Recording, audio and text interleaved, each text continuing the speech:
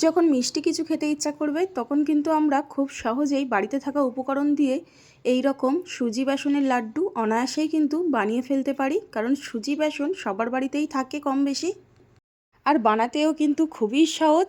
তো step by step follow করে খুব সহজেই তোমরাও বানিয়ে ফেলতে পারবে আমার মতো সুজি বেসনের লাড্ডু। তো তার জন্য সর্বপ্রথম প্যান গরম করে তার মধ্যে দিয়ে দিয়েছি 1 চা চামচ ভর্তি করে দেশি ঘি। তারপর ওর মধ্যে দিয়ে দিয়েছি 1 কাপ পরিমাণ সুজি। তারপর সুজিটাকে প্রায় 8 থেকে 10 মিনিট সময় নিয়ে একদম লো ফ্লেমে ভেজে নিতে হবে। হাই ফ্লেমে আবার ভাজতে যাবেন না, সেক্ষেত্রে কিন্তু সুজিটা পুড়ে যেতে পারে, তাহলে কিন্তু লাড্ডুটা আর ভালো হবে না। তো লো ফ্লেমে 8 থেকে 10 মিনিট আমি সুজিটা ভেজে নিয়েছি। এবার একটি পাত্রের মধ্যে আমি এই সুজিটা ঢেলে নেব। তো সবটা সুজি আমি পাত্রের মধ্যে ঢেলে দিয়েছি। এবার সেম প্যান আমি আবারও বসিয়ে দিয়েছি গ্যাসের মধ্যে, গ্যাস অন করে দিয়েছি। এইবার দিয়ে দেবো আমি প্রায় 2 টেবিল চামচ পরিমাণ ভর্তি করে ঘি। ঘিটা কিন্তু দিতে হবে।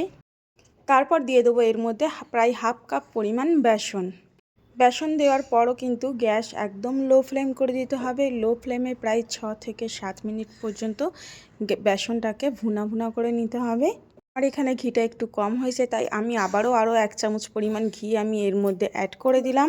তারপর ঘি দিয়ে কিন্তু খুব ভালোভাবে নাড়াচাড়া করে নিতে হবে। আর যখন দেখবে এইরকম ছোট ছোট বাবল হচ্ছে তখন কিন্তু বেসনটা একদম লাড্ডু বানানোর জন্য রেডি হয়ে যাবে। তো দেখো এখানে কিন্তু বেসনটা আমার পুরো কমপ্লিট হয়ে গেছে।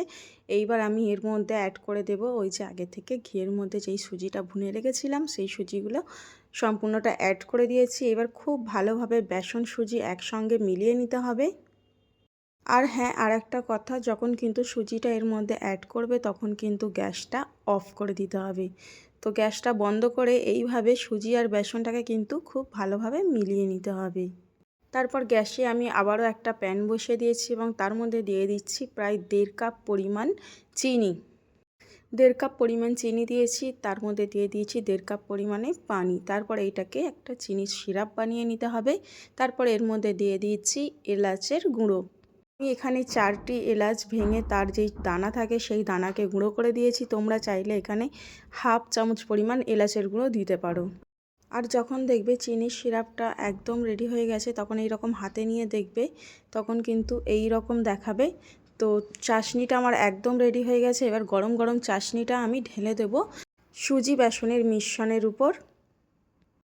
গরম গরম চাশনিটা দিয়ে দেওয়ার পর কিন্তু খুব ভালোভাবে সুজি বেসন এই গরম গরম চাশনির সঙ্গে একদম নাড়াচাড়া করে মিলিয়ে নিতে হবে। প্রায় 2 থেকে 3 মিনিট মতো এমন করে আমি নাড়াচাড়া করে নিয়েছি। তো দেখো গরম গরম চাশনিটা দেওয়ার পর কিন্তু একদম সবগুলো জমাট বেঁধে ছিল, একদমই কিন্তু একটা গাঢ় থিক ব্যাটার বেনে গেছে। এবার এর মধ্যে দিয়ে দেব আরও 1 চা চামচ পরিমাণে ঘি। তারপর ঘিটা দিয়ে আবারও খুব ভালোভাবে মিশিয়ে দেব। ঠিক আমি যেমনভাবে করছি এইভাবে কিন্তু স্টেপ বাই স্টেপ ফলো করে কিন্তু এইটা বানাতে হবে। খুব ভালোভাবে ঘিটা দিয়ে মিশিয়ে নিয়েছি। এবার কিন্তু হালকা ঠান্ডা হতে দেব।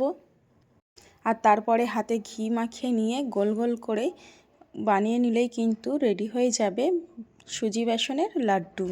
আর হ্যাঁ, তোমাদের যদি মনে হয় যে লাড্ডুগুলো গোল হচ্ছে না, তখন সেই ক্ষেত্রে তোমরা এর মধ্যে হাফ কাপ পরিমাণে দুধও অ্যাড করে দিয়ে বানাতে পারো, অসুবিধা নেই।